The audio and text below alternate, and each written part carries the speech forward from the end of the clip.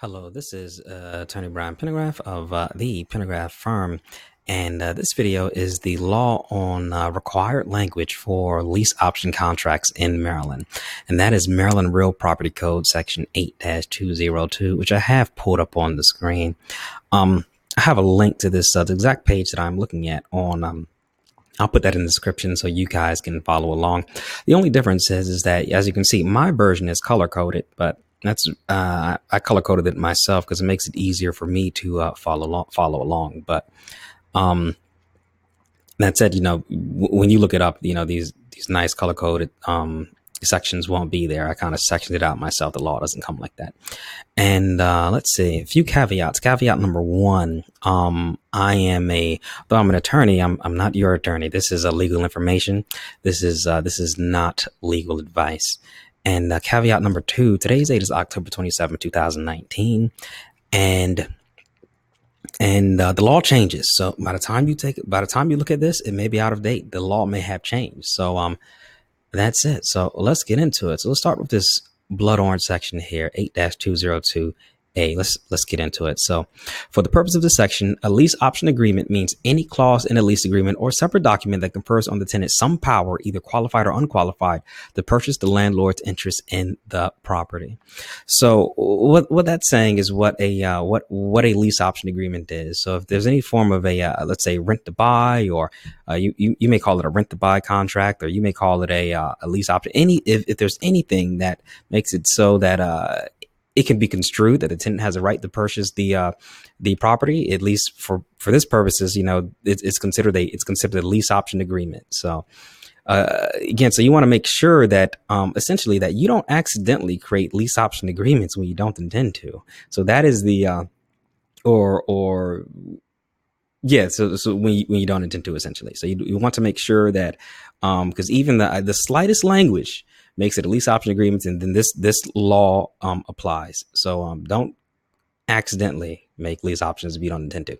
All right, so moving on to B, this orange section here, this little peach orange, going with B1. A lease option agreement to purchase improved residential property with or without ground rent. All right, so this is saying that what section B applies to. So it applies to improved residential property. So not unimproved. So this does not apply to, let's say, land. Okay, so interesting. I didn't know that. I know it now. Again, so this is brought to improve residential property. So that's what this applies to. So we're thinking like houses, not necessarily raw land or unimproved property. So if you have some raw land you want to do a lease option on, these rules don't necessarily apply. Well, they don't apply. All right. So moving on to B1I. If executed after July 1st, 1971, shall contain the following statement in capital letters: this is not a contract to buy. All right. So it's saying that your lease option agreement must have that statement in all caps in it. So moving on to so B1, two eyes. If executed on or after July 1st, 2018, shall also contain the following statement in capital letters and in close proximity to the tenant's signature line. This agreement is an integral part of your lease and is governed by Title 8 of the Real Property Article of the Annotated Code of Maryland, and the tenant or prospective tenant shall have all applicable rights and remedies under that title. So again, anytime after July 1st, 2018, that's a pretty recent update to this rule. Again, this is all the more reason why. You need to be checking to check this rule, because I'm sure it's probably going to be updated again, maybe a lot sooner than we think. But as of July 1st, 2018, that this entire clause in all caps has to be close to the tenant's signature line. So I'll probably put it right underneath the signatures line, or right above it, actually. So yeah, maybe right above it. I don't know. It's going to be there. So it's going to be close to it, but it's got to be there. Do not miss that statement. All right, so moving on to B2. In addition, the agreement shall contain a clear statement of its purpose and effect with respect to the ultimate purchase of the property, which is subject of the lease option.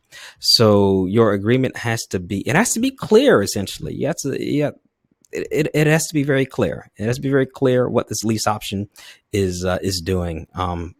Very clear. Just use very clear language. I'm not sure how to better explain that other than to Don't try to necessarily, I know some people try to play games with their lease options, not really sell the property, or they make it be, it may be unclear, but you want to be very clear in your lease. Consider consulting an attorney to write your lease option agreement for you. So moving on to C, if a lease option agreement, I'm at the pink purple section here. The pinkish purple.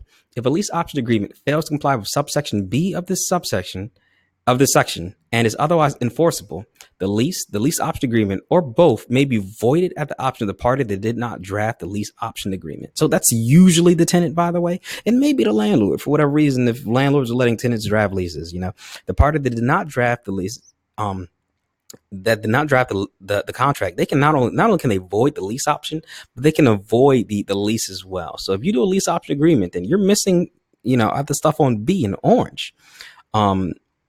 If you're missing that stuff, then that lease, your lease could be unenforceable and voided. So again, that's why it's very, you, that's why I guess awareness of the law or laws is key when doing any sorts of contracts. There may be rules like this that you are unaware of, and if you're unaware of it, then too bad. That's not an excuse, and